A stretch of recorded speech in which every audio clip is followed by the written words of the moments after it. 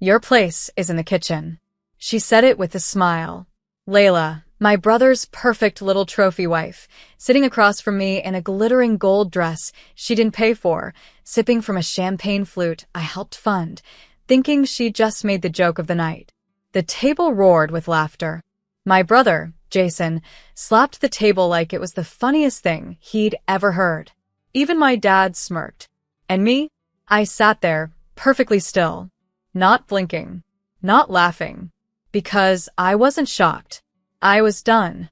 My name is Emily, and from wherever you're watching this, stay with me. Because let me ask you something. Have you ever been reduced to a joke by the very people you built an empire for? Because that's what this was. They didn't see me. They saw a chair filler. A background character. A woman with spreadsheets. Not the one who made the entire deal happen. The banquet was held at the Westin Hotel Ballroom. Crystal chandeliers. Velvet drapes. $400 a plate catering. All for one reason. To celebrate Jason's company closing the biggest real estate deal in our family's history. What no one at that table knew. The deal wasn't his. It was mine. I built it in silence over 11 months. Used a shell LLC so no one knew I was the strategist behind the scenes. Negotiated every term from Dubai to Denver, all under a code name. Why?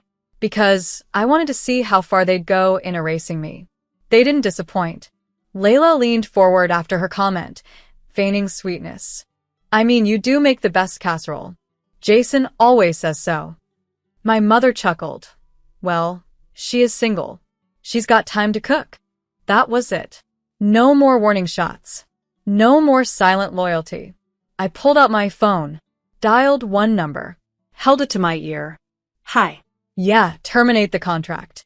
Immediate withdrawal. Let them scramble. Then I hung up. Silence hit the table like a glass shattering. My father blinked. Jason froze mid-bite.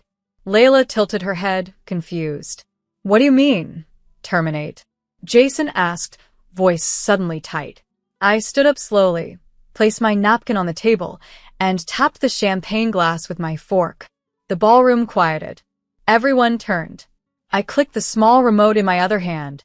Behind me, the LED screen above the stage changed. Jason's name disappeared. Mine appeared. Emily Blake, lead executive architect, Blake Holdings LLC. Below it, the title, The Mind Behind the Merger. Gasps rippled through the hall. Jason's business partner dropped his fork. A VP from New York stood up, stunned. Layla looked like she'd swallowed glass. This deal, I said calmly, was mine. The contracts, the capital, the client relationships. Jason was just the messenger. Then I turned to my brother. And now, thanks to a single phone call, it's gone. I smiled softly. I hope your wife likes kitchens. Because you're about to be cooking your own meals with no deal left to serve. I walked away. Not angry. Not hurt. Just free. Because when you've carried an empire on your back and they still call you just a woman, you don't fight. You flip the entire table. I didn't even make it out of the hotel lobby before my phone started vibrating like a hive on fire. Jason. Dad. Even Layla, calling from a blocked number.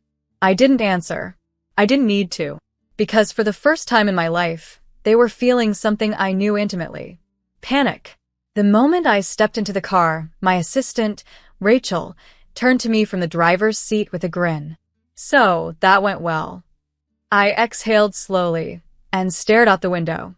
11 months of strategy unraveled in 11 seconds. Exactly how I planned it.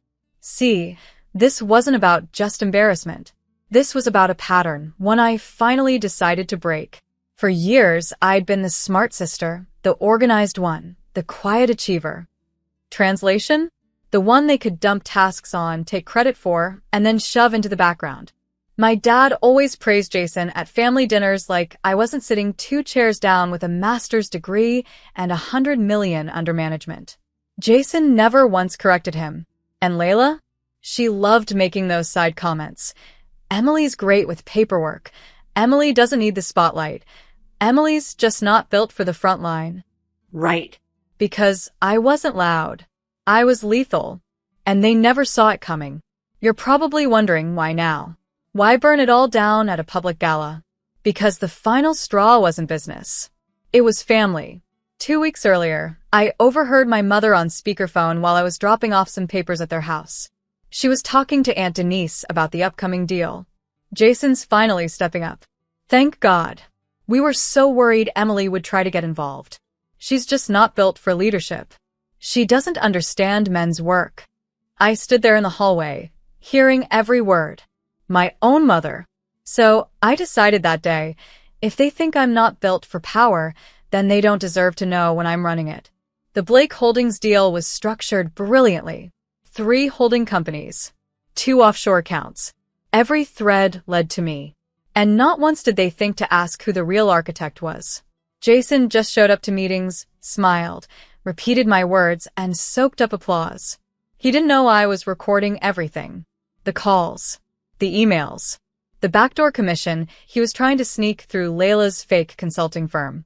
When he signed the deal's public face to himself, thinking he'd outsmarted me, I let him. Because the real power wasn't in the name. It was in the control. And I had every clause, every exit option, every leverage point in my hands. So when Layla told me to get back to the kitchen, she wasn't just insulting me. She was throwing gasoline on a bonfire she didn't even see. The next morning, the company's board called an emergency session. The merger was gone. Investors pulled out. Stock dipped. And Jason? He wasn't picking up the phone anymore. But the best part? The silence. Because for once, the ones who used to speak over me had nothing left to say. No defense. No spin. Just the haunting realization that the woman they dismissed had dismissed them. And I wasn't even finished. Because every empire leaves a trail. And I was about to show the world exactly who laid the bricks beneath theirs. Jason didn't show up at the office the next day. But Layla did. In designer heels, with oversized sunglasses, like she was starring in a reality show no one had asked for. She walked into Blake Holdings, my company, not his, like she owned it, marched right up to the front desk and demanded to see whoever's in charge of this mess. The receptionist, bless her, barely glanced up before saying, "Sure. Ms. Blake is expecting you." Layla blinked. "Wait. Emily? Emily's in charge. Always has been," my assistant Rachel said, stepping out of the elevator. "You're just very late to the reveal." She followed us in, her confidence visibly cracking. We walked into the executive conference room, the same one Jason once told me wasn't a place for scheduling assistants. I sat at the head of the table. Rachel handed me the file. Layla remained standing, arms folded tight across her designer blouse. "I think there's been some kind of mistake," she said, voice clipped. "Jason was just trying to." I held up a finger. "Jason tried to steal millions in deal commissions by using your fake consultancy to launder payouts from foreign contractors." She froze. So I opened the folder and laid out the evidence. Wire transfers. Email threads. A signed NDA from a developer in Munich who flipped the whole scheme the second we offered immunity. He really thought no one would trace it. But I did. Months ago. She looked like she wanted to scream. Instead, she whispered, "Why didn't you stop it earlier?" "Because I wanted to see how deep it would go." Then I leaned forward, elbows on the table. "And because I wanted everyone to see what happens when people confuse quiet with weak." Later that evening, I got a call from my father. He didn't say hello. He just sighed. "You embarrassed this family, Emily." "No, Dad," I said calmly. "I exposed it." "You didn't have to do it like that." "Didn't I? After all these years of carrying Jason's messes, funding your retirement plan, pretending like your boys' club wasn't suffocating, you think I owe you subtlety?" Silence. "You could have at least warned us. You warned me my whole life that I wasn't built for this. I just finally believed you long enough to flip the script." I hung up, blocked the number, and poured myself a glass of wine. Because the thing about letting others take credit? Eventually they choke on it. The media caught wind within 48 hours. Real deal architect behind Blake Holdings revealed as Emily Blake. Fraud investigation looms over failed merger. CEO's sister steps forward. And my favorite headline of all, the woman in the kitchen? She owned the whole restaurant. Investors flooded in. Clients I hadn't heard from in years suddenly admired my long game. I didn't need their validation, but I took their funding and built something bigger, bolder. With my name on the door this time. Jason? His accounts were frozen pending investigation. Layla filed for divorce within the month. My parents tried to host a family dinner to heal. I sent back their invitation with a sticky note that said, "Kitchens close," because here's what they never taught me. Sometimes revenge isn't rage. Sometimes it's calm, measured. A slow-turning knife they handed you years ago, and you learned how to sharpen it with every fake smile, every backhanded comment, every know your place. And now, I knew mine. It was never in the kitchen. It was at the head of the table. By week 2, I had taken the bones of the failed merger and stitched together something smarter. Cleaner. Scandal-free. I renamed the venture Blake Capital. Short. Sleek. Powerful. And for once, no one asked who the E stood for. Because now they knew. The best part?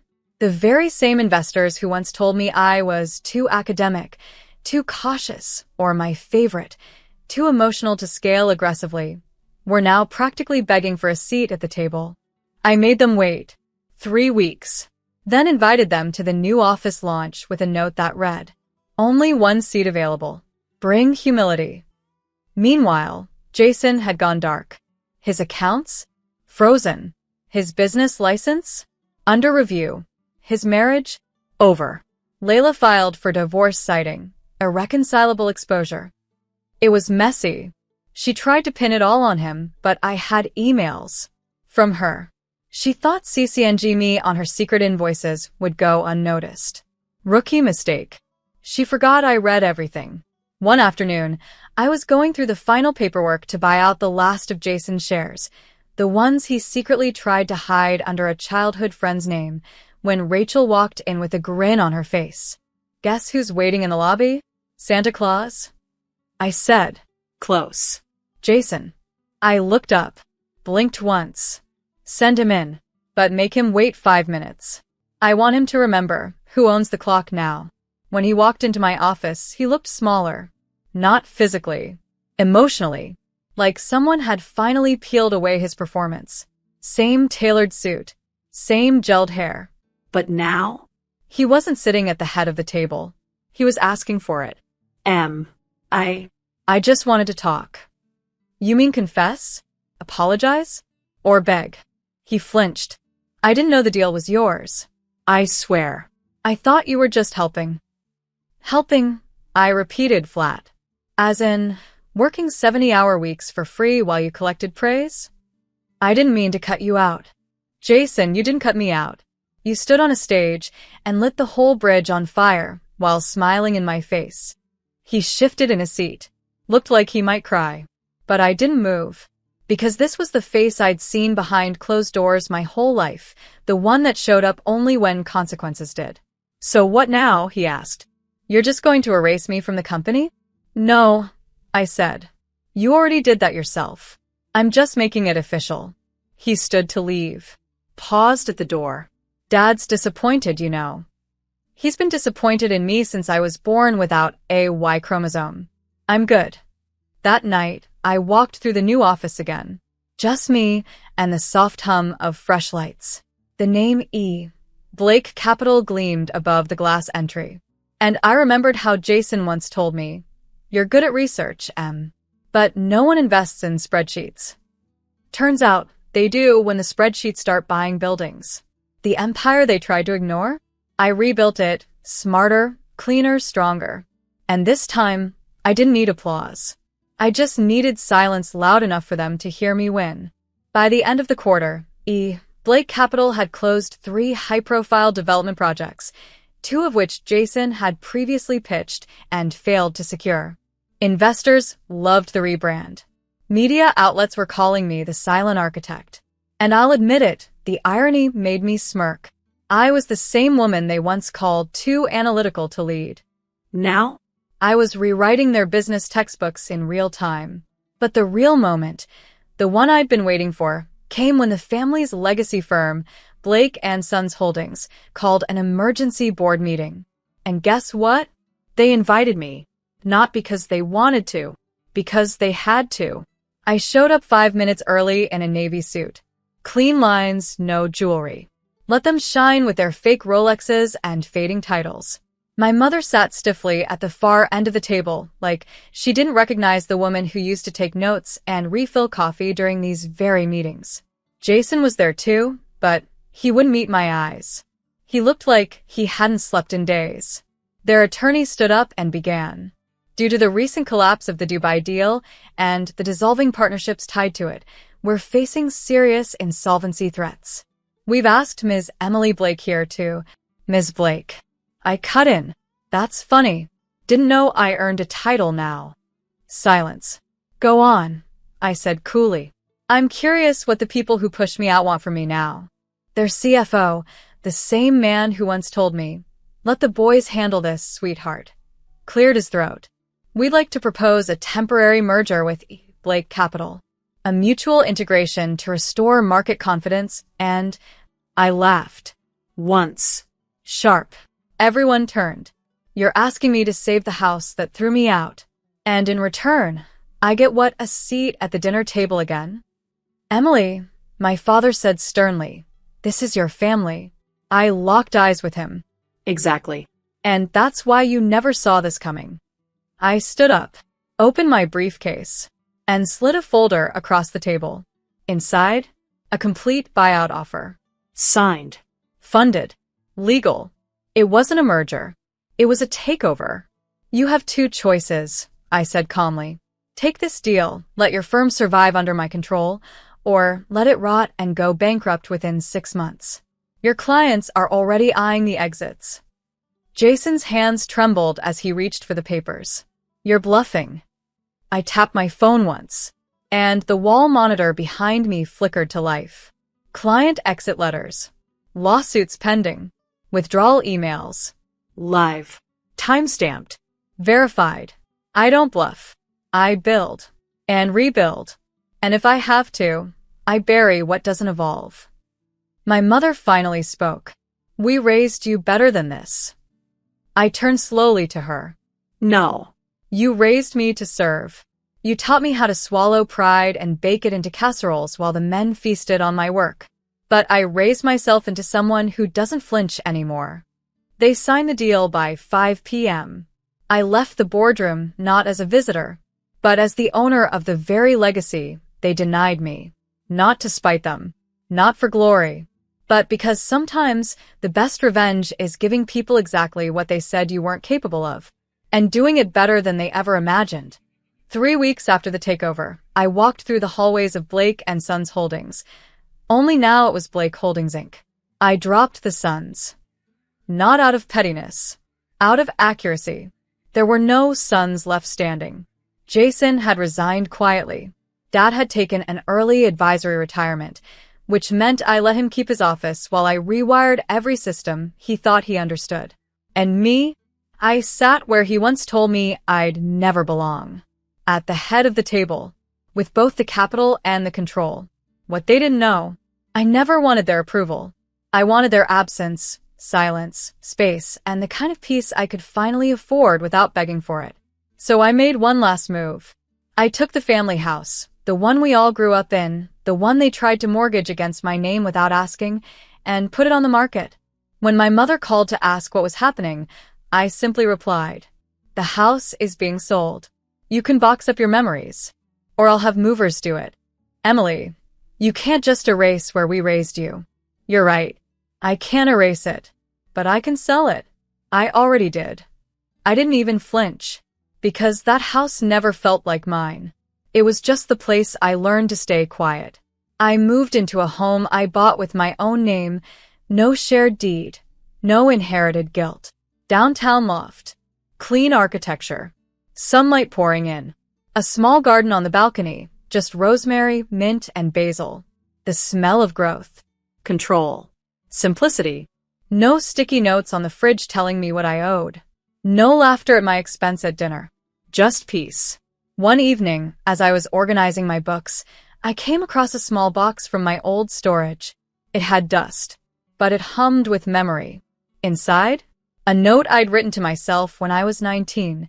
If they ever make you feel small again, build something so big they have to use your name just to stay standing. I smiled. I had built it, and I didn't just use my name. I turned it into a standard. Then came the phone call I wasn't expecting. Jason. He left a voicemail, broken voice, raw around the edges. Emily, I messed up. I know I did.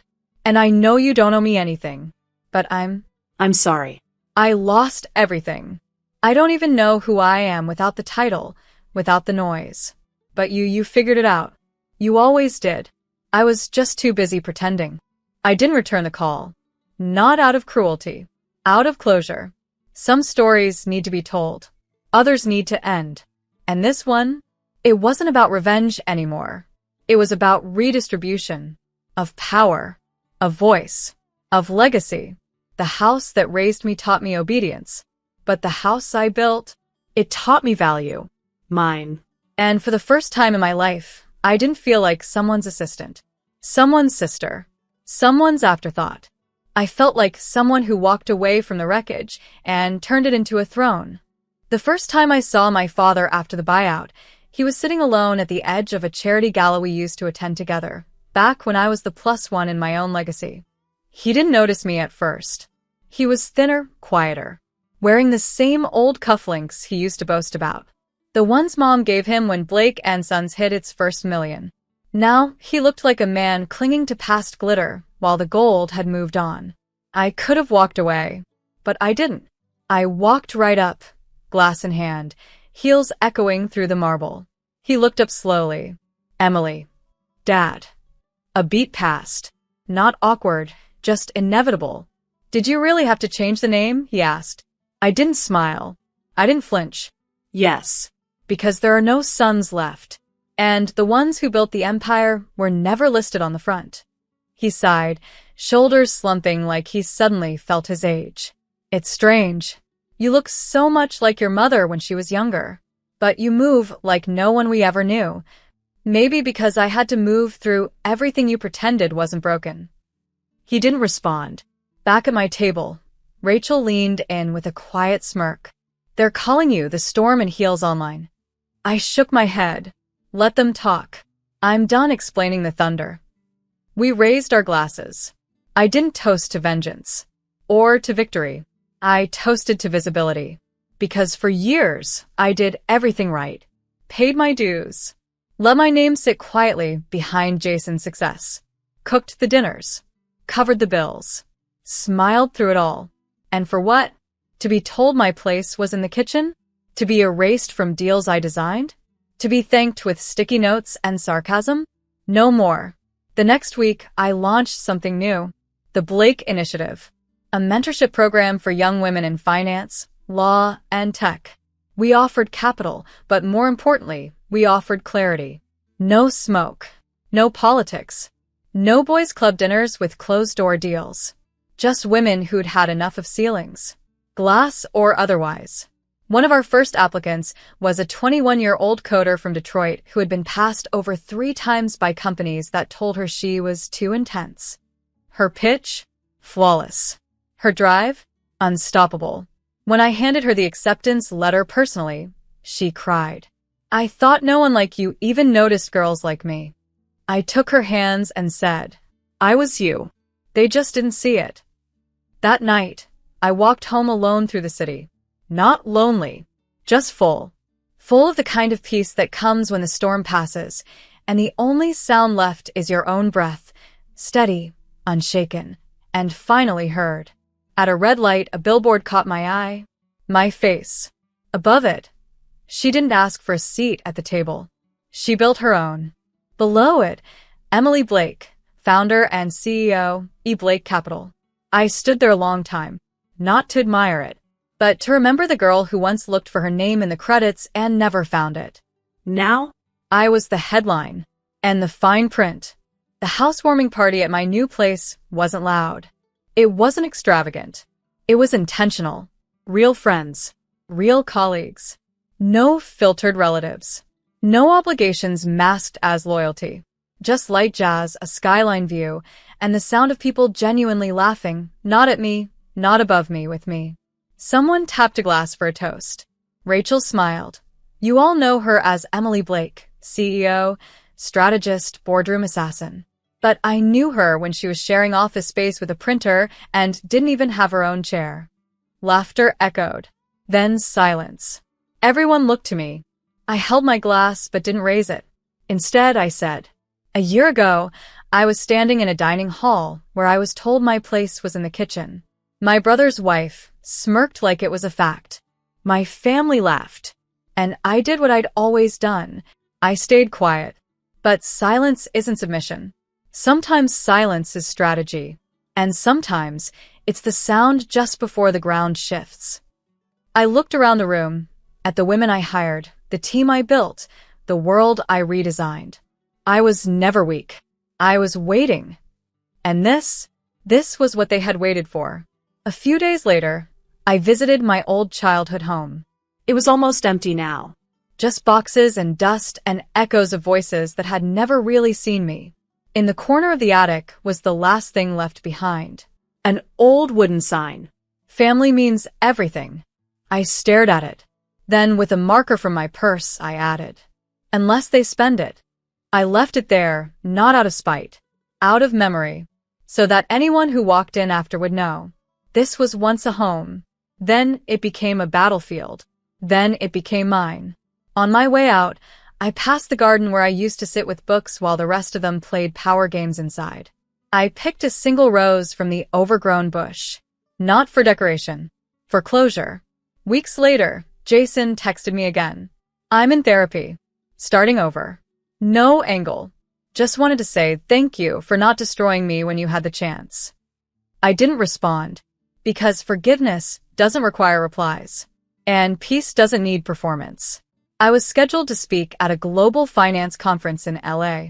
The night before, I stood on my balcony with tea in hand. Beneath me, a city sparkled.